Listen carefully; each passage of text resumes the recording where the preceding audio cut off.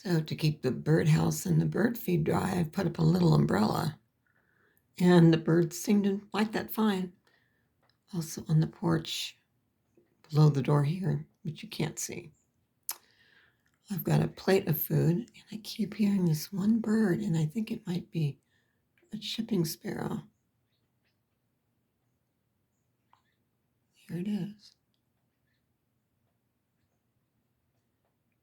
Of course, I can't see it, but at least they're getting the plate of the food under the awning, which is nice.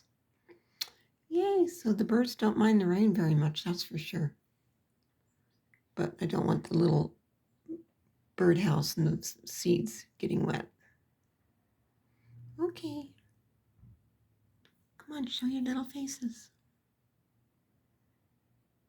Anyway, the umbrella works. The finches didn't mind if they were there en masse a little bit ago. Oh, here's some little birds that were on the porch.